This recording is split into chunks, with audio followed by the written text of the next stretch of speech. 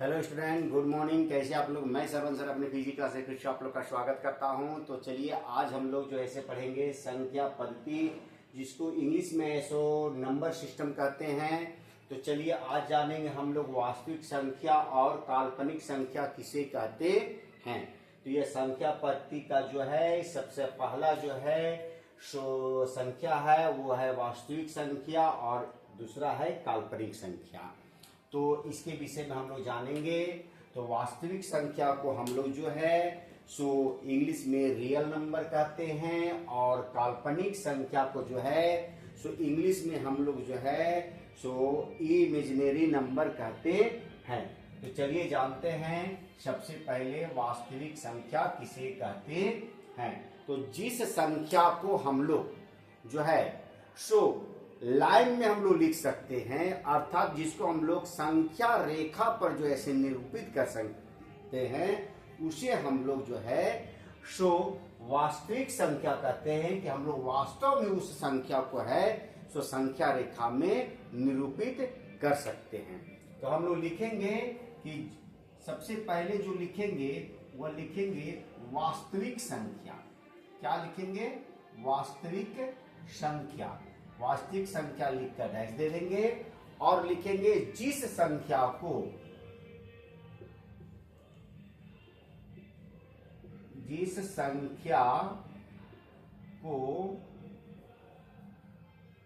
हम संख्या रेखा में लिख सकते हैं। लिख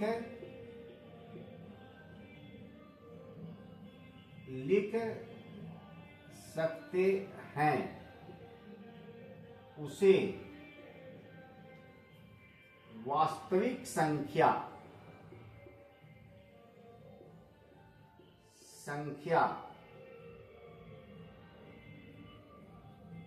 जिसको इंग्लिश में रियल नंबर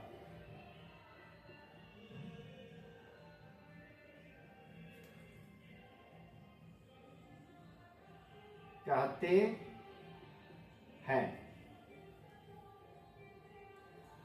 इसे आर से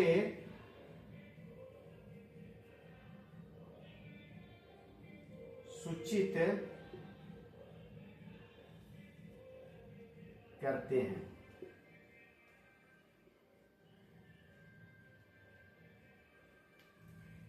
जैसे हम यहां लिखें जिस संख्या को हम संख्या रेखा में लिख सकते हैं उसे वास्तविक संख्या रियल नंबर कहते हैं। इसे आर से सूचित करते हैं। आर का मतलब रियल नंबर हो गया। अब आप लोग सोचेंगे कि किस संख्या को हम लोग कौन सी रेखा होती है जिसमें हम इसे निरूपित कर सकते हैं।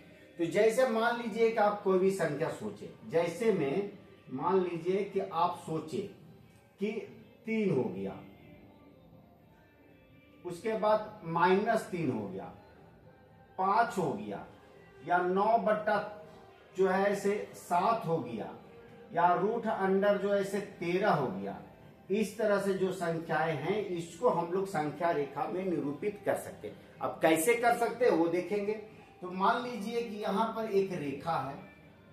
आलेख में आप लोग देखिएगा इस तरह का रेखा जो है ऐसे खींचा हुआ रहता है। ये जो है ऐसे एक रेखा है और इस रेखा को यदि हम मान लीजिए, तो अभी इस रेखा को नहीं लेना, इस रेखा को आप जानिए। इस रेखा को जो है से हम लोग जो है से सबसे पहले है सो लिख लेते हैं। मान लीजिए कि यहां पर हम लोग एक रेखा खींचे, ये रेखा AB इस रेखा का नाम है। यहां पर हम 0 दे दिए, इधर जो है से माइनस में लिखाता है, इधर जो लिखाता है वो प्लस में लिखाता है। तो मान लीजिए कि यहां पर जो है से जब हम लोग छोटे छोटे जब रेखाएं हम लोग इसमें डॉट डॉट से अगर सूचित करते 1 2 3 4, ये 5 6 7 8 9, तब ये जाके 1 हम लोग का कहलाता है। कितना कहलाता है? 1 कहलाता है। तो इधर माइनस में 1 लिखेंगे। उसी तरह से 1 2 3 4 5 6 7 8 9, तो उसके बाद ये 10 आया और 10 में ये जाके हम लोग का 2 कहलाएगा। उसी तरह से इधर भी हम लोग 1 2 3 4 5 6 7 8 9 10, ये 10 में जाके ये हम लोग का प्लस में 1 कहलाता है। इधर माइनस में लिखा था, इधर प्लस इधर। उसी तरह से 1 2 3 4 5 6 7 8 9 10, ये जाके हम लोग का कितना कहलाएगा 2। तो इधर माइनस में और ये हम लोग का क्या में कहलाता है कि प्लस में। तो आप लोग जानते हैं कि प्लस चिन्ह को है सो हम लोग दिखाते नहीं है, उसको हम लोग छिपाकर है सो रखते। कभी प्लस चिन्ह को ऐसे दिखाया नहीं जाता, क्योंकि उसके आगे प्लस चिन्ह रहता है, कोई भी संख्या के आगे जो है प्लस चिन्ह। अब मान लीजिए इस 3 को है, अब इस 3 को हम लोग को संख्या रेखा पे निरूपित करना है, तो हम लोग यहाँ पर कितना लिखे हैं 1 2 तक ही लिखे हैं। तो मान लीजिए कि हम यहाँ पर 2 लिए, कितना लिए हैं 2 ही लिए। अब 2 में हम इसको दर्शाना है, तो क्या करेंगे कि यहाँ से हम लोग 2 में जाएंगे और 2 में हम लोग इसको क्या करेंगे, इस संख्या रेखा में 2 को हम लोग दर्शा दिए।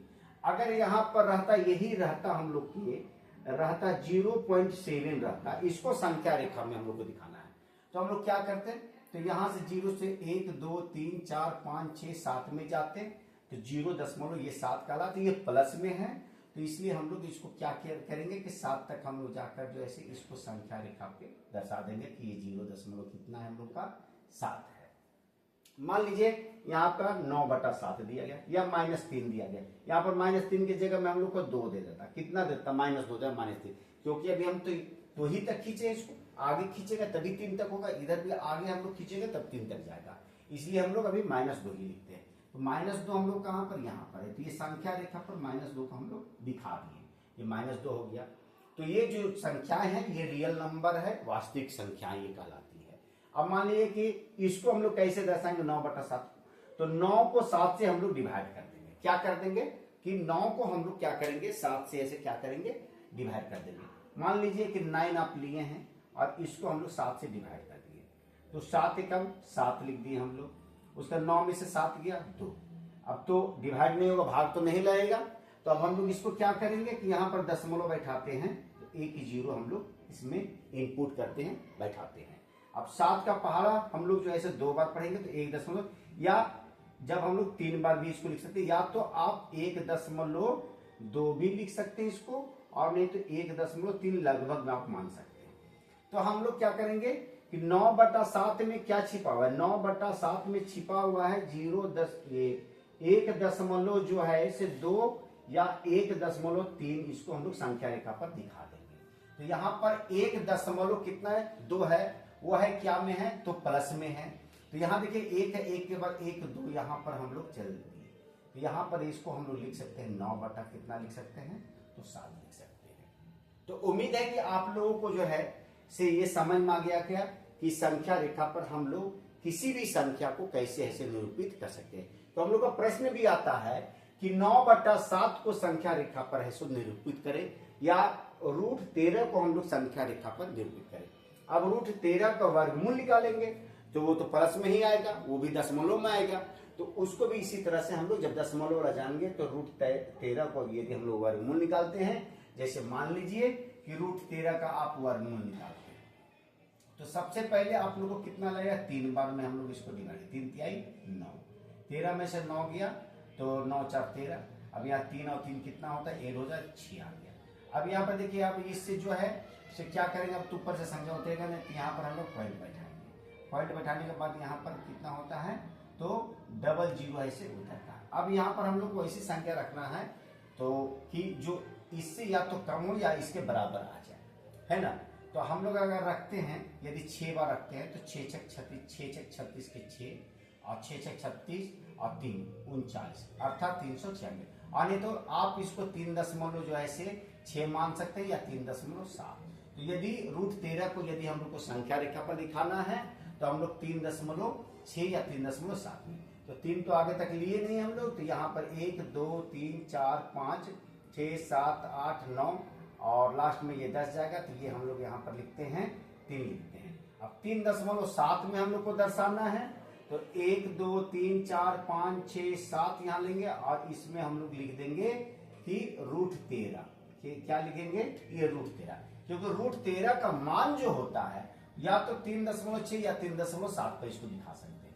यहाँ 3 के बाद 1 2 3 4 5 6 7 या तो 6 या आप लिख सकते हैं।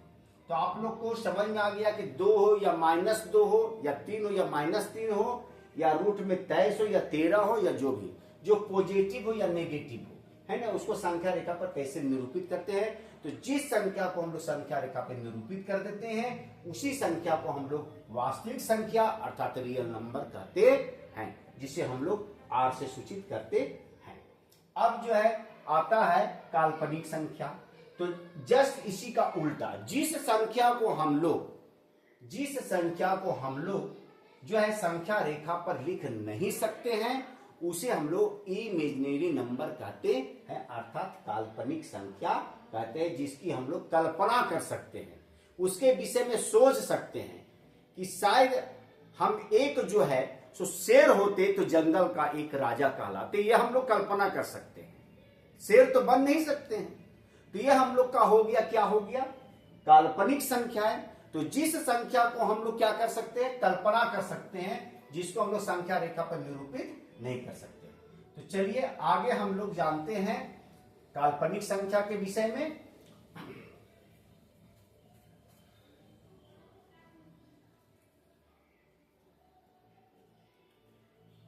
दूसरा में है हम लोग का काल्पनिक संख्या।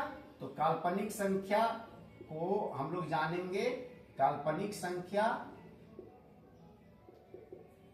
जस्ट उसी तरह लिखना है, जिस संख्या को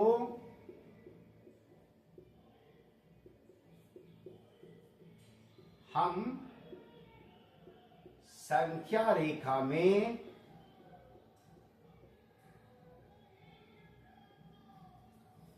लिख नहीं सकते हैं,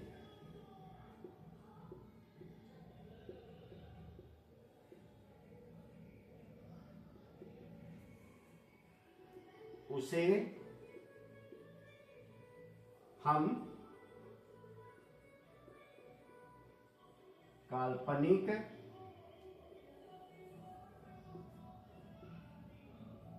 संख्या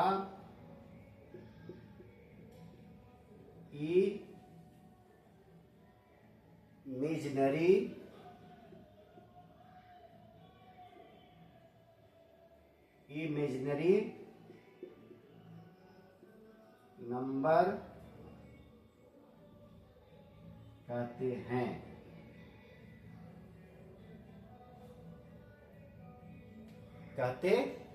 तो जिस संख्या को हम लोग जो ऐसे कल्पना सिर्फ कर सकते हैं, अर्थात जिसको हम संख्या रेखा पे लिख नहीं सकते हैं, उसे हम काल्पनिक संख्या कहते हैं।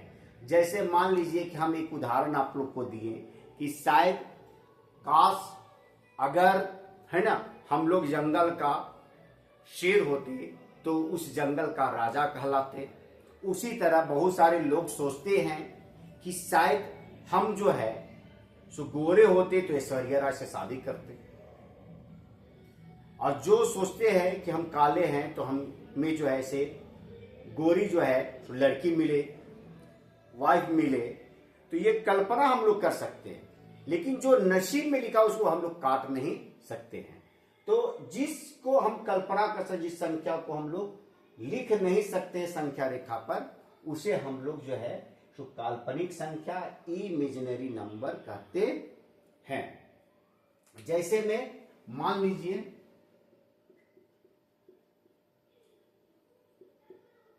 रूट अंडर जो है -13 या रूट अंडर -7। तो आप इस संख्या को हम लोग इस तरह से ऐसो लिखे हैं।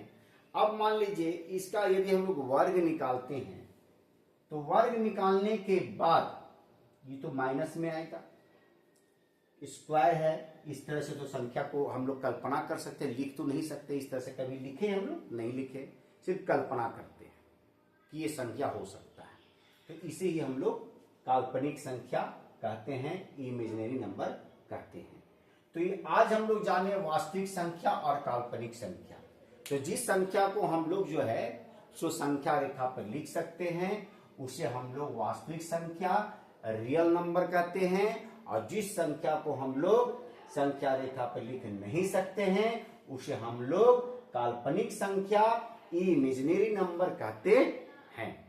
तो यदि आप लोग को यह दोनों संख्या के विषय में समझ में आ गया है तो आप मेरे लिए एक लाइक कर दे और शेयर कर दे, और जो बच्चे पहली बार मेरी इस वीडियो को देख रहे हैं वो सबसे पहले मेरे इस चैनल को सब्सक्राइब कर ले और बेल बटन दबाना ना भूलें। यदि आप बेल बटन दबाते हैं तो मेरा नोटिफिकेशन अर्थात मेरा वीडियो सबसे पहले आप जो है देख पाएंगे, और मैथ में अर्थात गणित में जो आप लोग को कठिन लग रहा है वो मैं आप लोग से वादा करता हूं कि आप लोग के लिए मैं ये सरल बना दूंगा।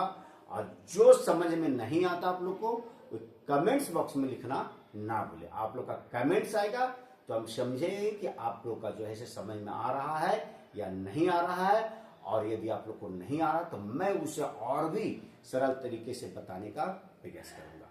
तो चलिए फिर मिलते हैं संख्या पद्धति का दूसरा सिस्टम में हम लोग चलेंगे। आज हम लोग जाने हैं वास्तविक संख्या और काल्पनिक संख्या, आगे हम लोग और संख्या के विषय में जानेंगे। तो चलिए फिर मिलते हैं, तब तक के लिए have a nice day, good day, take care.